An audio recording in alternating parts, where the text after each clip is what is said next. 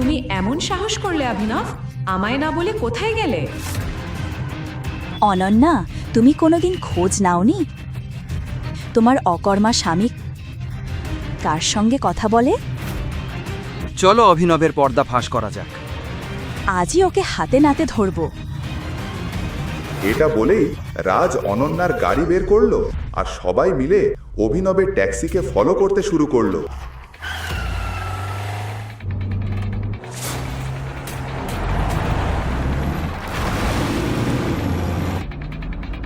রাজ, তাড়াতাড়ি যাও। অভিনব, আজ তোকে ফাঁস করব। কোথায় যাস আর কি কীর্তি করিস সব বের করে ফেলবো। রাজ আর সবাই চিন্তায় ছিল যে অভিনব কোথায় যাবে আর কিভাবে ওকে ফাঁস করবে আর ঠাট্টা করবে, কিন্তু তারা জানতো না আজ অভিনবের এমন পরিচয় তাদের সামনে ফাঁস হতে চলেছে যা তারা স্বপ্নেও ভাবতে পারেনি। অভিনব কি গরিব ছেলে যে শুধু গালাগাল খাওয়ার জন্যই জামাই হয়ে এসেছে, নাকি অন্য কিছু? কোথাও যেও না, সব গোপন ফাঁস হতে চলেছে। আরে থামো থামো! পুলিশ হঠাৎ চেকপোস্টে অভিনবের ট্যাক্সিটা থামাল। রাজ নিজের গাড়িটা একটু দূরে থামিয়ে সব দেখতে লাগলো।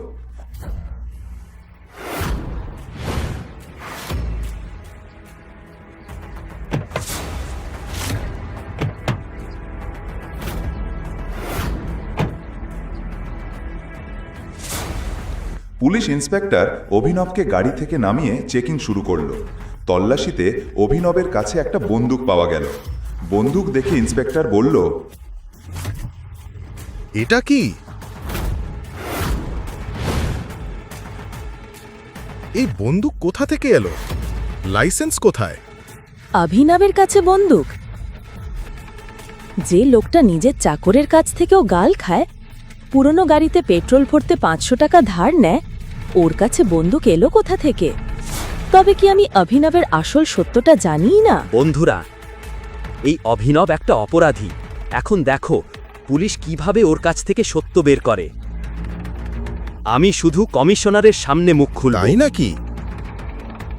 দেখো দেখো, পুলিশ কমিশনারকে চাই ওর। শোন, বেশি চালাকি করার চেষ্টা করিস না, নইলে তোকে উল্টো করে ঝুলিলে এমন মারবো যে তোর আসল পরিচয় বেরিয়ে আসবে। যে লোকটা বাড়ির চাকরদের কাছ থেকেও বকুনি খেত, আজ সে পুলিশের হাত ধরে ফেললো। আমার হাত ছাড়, নইলে লাঠি দিয়ে পেটাব। আরে ছেড়ে দাও ওনাকে। এই চিৎকার শুনে আশেপাশে সব পুলিশ ঘুরে তাকাল। অনন্যার রাজও হতবাক হয়ে গেল। ও পাগল হয়ে গেছে, কেউ কমিশনারকে ফোন করো। এই গোলমালের মাঝেই একটা পুলিশের সাইরেন শোনা গেল।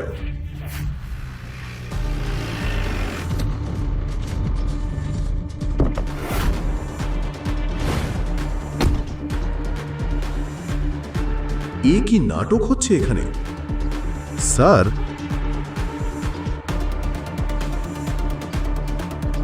ওনার ওপর হাত তোলার সাহস হলো কেন? কমিশনারকে দেখে সবাই ফ্যাকাশে হয়ে গেল। আর অভিনব যে এতক্ষণ অপমানিত হচ্ছিল, এখন পুলিশেরাও তার সামনে কাঁপছে। কমিশনার ওকেও চিনে ফেললো, কিন্তু কিভাবে? এখানে অনন্যা, বাকি সবাই আর পুলিশ ইন্সপেক্টরও ভাবতে লাগলো, তুমি কি তোমার চাকরি ভালোবাসো না? কে ওনাকে ধরেছে? কিন্তু স্যার, ও বন্দুক, মানে ওর কাছে বন্দুক ছিল তো কি হয়েছে? ওটা সেলফ ডিফেন্সের জন্য। আর আমি ওনাকে ওনার জন্মদিনে এই বন্দুকটা গিফট করেছিলাম। ওর জন্মদিনে? কিন্তু ওর জন্মদিনে তো অভিনব ওর মায়ের স্যান্ডেল মেরামত করতে গিয়েছিল। কমিশনার ওকে বন্দুক গিফট করলো? আমি কি স্বপ্ন দেখছি? অনন্যার বাকিরা কিছুই বুঝতে পারছিল না। তখনই কমিশনার অভিনবকে সম্মান দিয়ে যেতে বলল।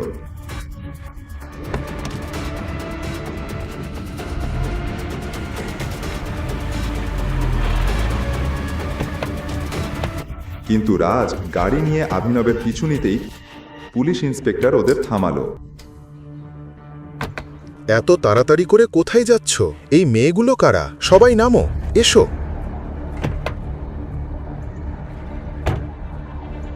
স্যার, আমরা অভিনবজির সঙ্গে আছি, তাই উনি যেখানে যাবে আমরাও সেখানেই যাচ্ছি। ঠিক আছে, যাও।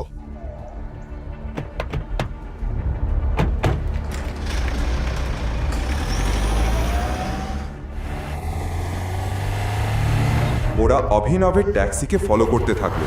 ট্যাক্সিটা একটা বিশাল পুরনো গলি দিয়ে যাচ্ছিল। ঠিক সেই সময় কয়েকটা কালো গাড়ি সেই পুরনো গলি থেকে বেরিয়ে এলো।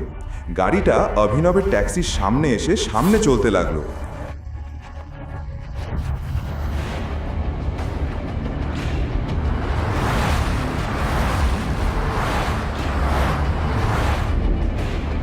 তারপর আরও 3টে কালো গাড়ি অভিনবের ট্যাক্সির সঙ্গে সঙ্গে চলতে লাগলো।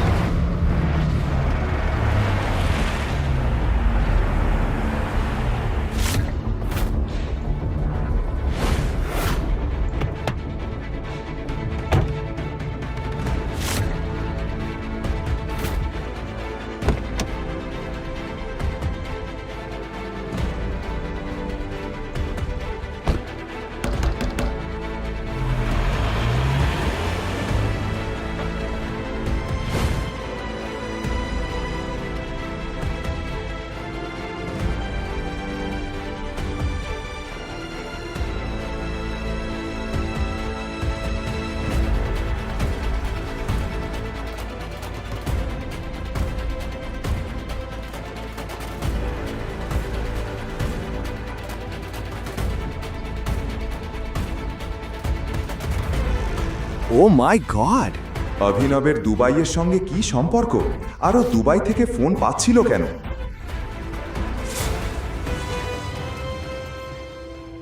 গরিব ডেলিভারি বয় অভিনবের প্রেমিকা ওকে ছেড়ে একটা ধনী লোকের জন্য চলে গিয়েছিল। তারপর কি হয়েছিল? প্রেমে হেরে যাওয়া অভিনব 50 ফুট উঁচু বিল্ডিংয়ের ছাদে উঠে গিয়েছিল নেশা করে। বৈভবী, আমি এই দুনিয়া ছেড়ে যাচ্ছি। তোমার অভিমান আমাকে মেরে ফেলেছে। সেই ধনী লোকটার সঙ্গে সুখে থেকো। আমি যাচ্ছি। ওর জীবনে ভাগ্য কি খেলা দেখাবে কেউ জানতো না। হঠাৎ অভিনব পড়ে গেল নুচে, কিন্তু কোথায় পড়ল সে?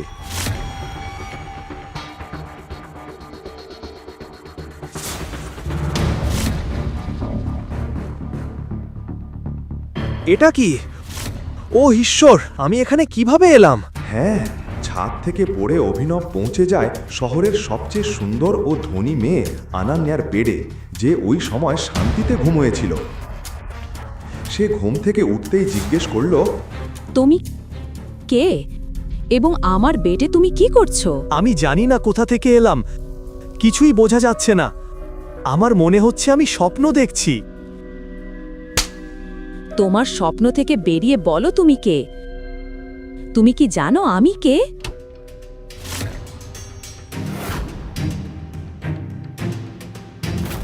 ও ঈশ্বর, এসব কি দিদি?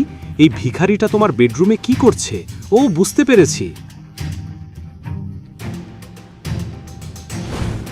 সানি, তুমি এখানে কি করছো?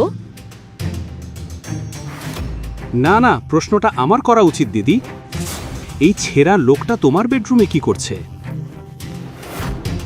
দেখো দেখো ভাই, আমি নিজেও জানি না কিভাবে এখানে এলাম। আমি শুধু বলতে চাই আমি ছাদে ছিলাম। চুপ কর। পুলিশ আসবে আর পুরো সত্য উদ্ঘাটন করবে। না না দিদি, পুলিশকে কিছু বলিও না। হয়তো তুমি সিং পরিবারের মর্যাদা ভুলে যাচ্ছ। সিং পরিবারের সকল সিদ্ধান্ত এক ব্যক্তিই নেন, মহান রাজা হারদেব পাল সিং, আমাদের সম্মানিত দাদু। দাদুর নামে শুনে অনন্যার কপালে ঘাম জমতে শুরু হয়ে গেল।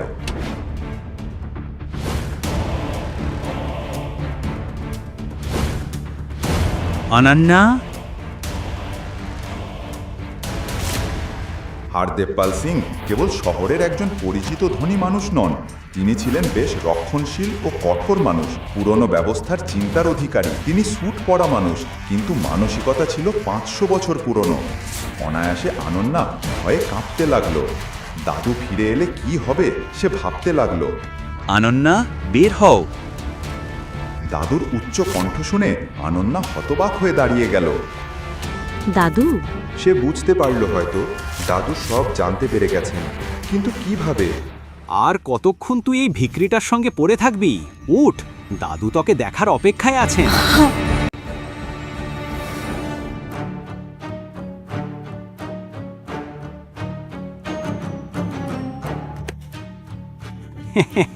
কোথায় যাচ্ছিস ভাই? বড়রা ঠিকই বলেন, অ্যালকোহল স্বাস্থ্যের জন্য ক্ষতিকর। এখন দেখো, এখন কে রক্ষা করবে আমার দিদিকে দাদুর রাগ থেকে? আর তুই ডেলিভারি বয়, তোর তো যা তা হয়ে গেল।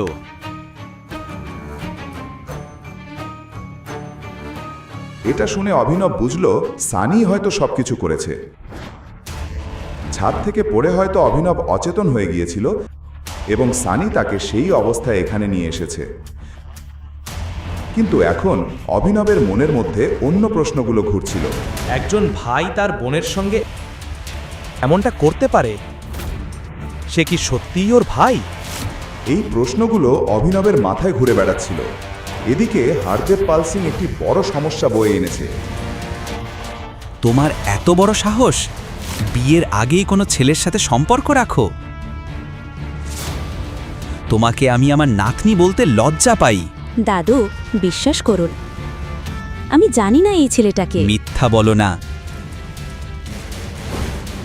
আমি সব জানি, বুঝেছ? সব তোমার মা বাবার ভুল। তোকে পড়াশোনা শেখালাম, বিজনেসও করতে দিলাম, আর তুই একটা রাস্তার ছেলেকে ঘরে নিয়ে এলি। হারদেব পাল অভিনবের হাতে একটি জিনিস দেখে চমকে গেলেন।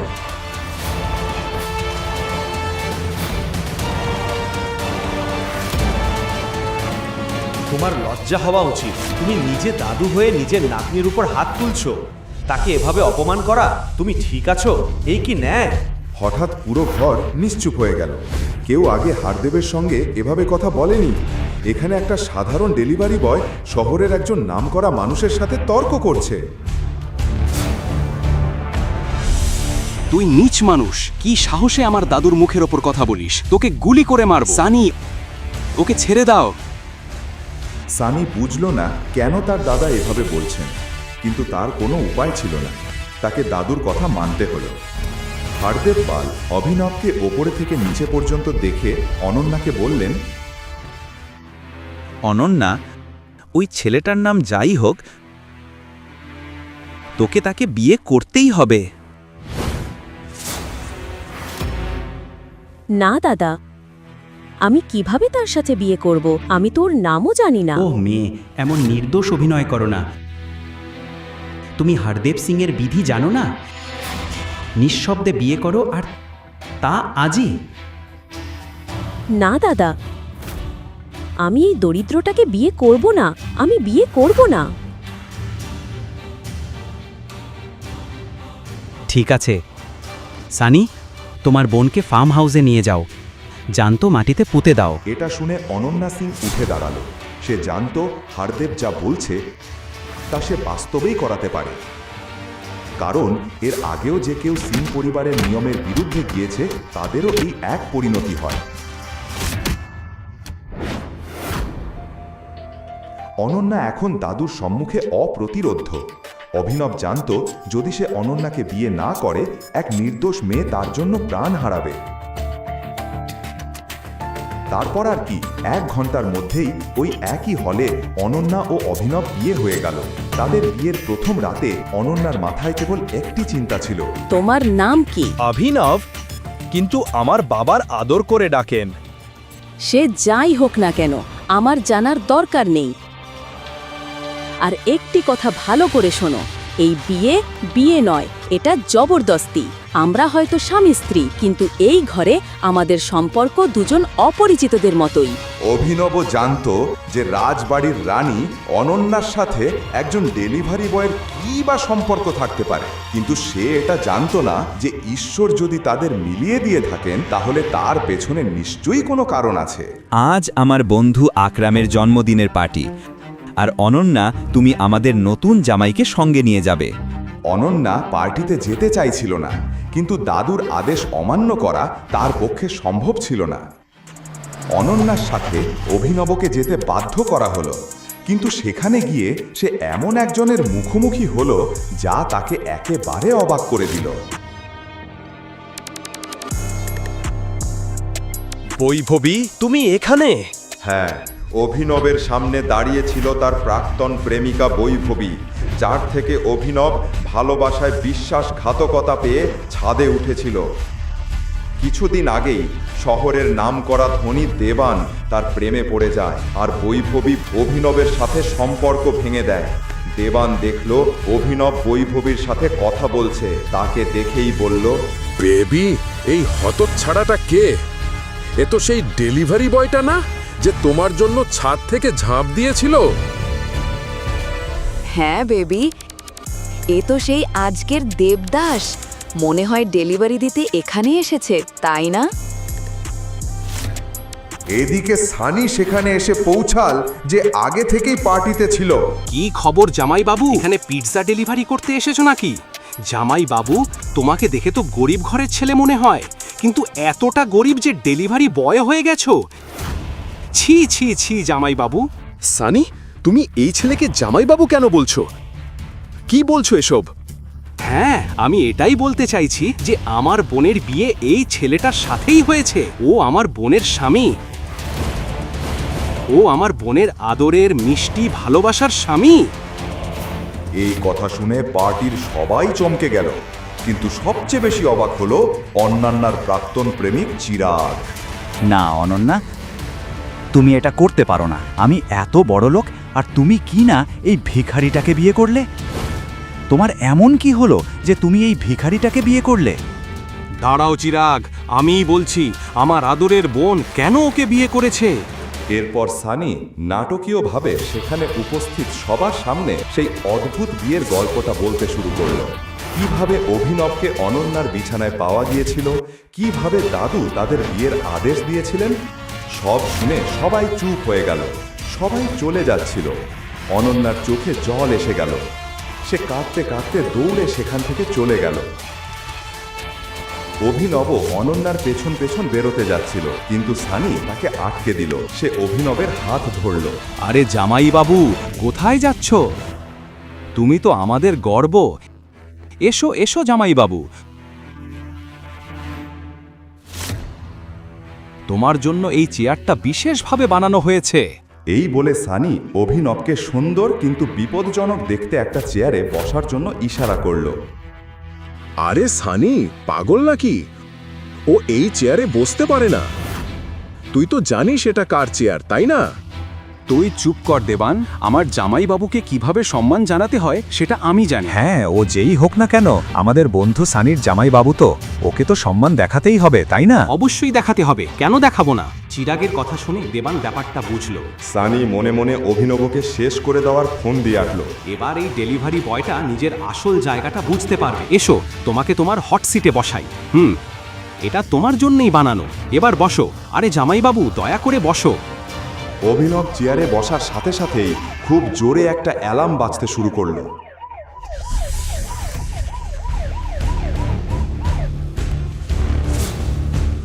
এসব কি হচ্ছে? তুই এটা কি করলি? তুই মাফিয়া কিং এর চেয়ারে বসেছিস।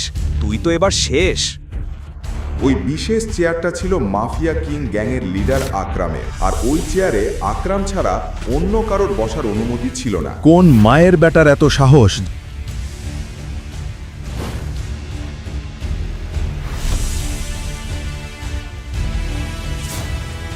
যে মাফিয়া কিং এর চেয়ারে বসেছে? স্যুট বুট পরা, হাতে দামি সিগার নিয়ে স্বয়ং আকরাম এসে হাজির হলো। অ্যালার্ম শুনে সে বুঝেছিল কেউ মাফিয়া কিং এর চেয়ারে বসার সাহস দেখিয়েছে। তুই কে? তোকে এখন আকরামের রাগ থেকে কে বাঁচাবে? স্যার, আমাকে মাফ করে দিন। আমি এই চেয়ারটার ব্যাপারে কিছুই জানতাম না। অভিনব যখন আকরামের সামনে ক্ষমা চাইছিল তখন আকরামের চোখ আটকে গেল অভিনবের হাতের আংটায়। আংটিটার ওপর একটা বাঘ খোদাই করা ছিল। আংটিটা দেখে আকরামের মুখের ভাব হঠাৎ পাল্টে গেল। রাগের জায়গায় চোখে মুখে ভয় ফুটে উঠল। আংটিটা দেখে আকরামের যেন পুরনো কিছু মনে পড়ে গেল। টাইগার, আমাকে মাফ করে দিন। আমি আপনাকে চিনতে ভুল করেছি। আমি সত্যিই দুঃখিত। আরে আকরাম কাকা, আপনি এই ভিখারিটার সামনে হাত জোড় করছেন কেন? তুই ওকে ভিখারি বললি? ছোট লোক কোথাকার। এই চেয়ার ওর, এই সাম্রাজ্য ওর। ওই আমাদের মাফিয়া কিং গ্যাংয়ের আসল মালিক। আমাদের টাইগার, ওই আসল টাইগার। হে ভগবান! কেন আকরামের মতো একজন ভয়ঙ্কর ডন অভিনবের সামনে মাথা নত করল? কেনই বা সে অভিনবকে টাইগার বলে ডাকল? আকরাম কি অভিনবকে চিনতে পেরেছিল? অভিনব ওরে টাইগারের গল্প কোন নতুন মোড় নেবে? বাকিটা জানতে হলে দেখুন পরের episode, the return of the tiger, শুধুমাত্র পকেট এফএম এর ইউটিউব চ্যানেলে। নিচের লিঙ্ক থেকে পকেট এফএম অ্যাপ ডাউনলোড করুন।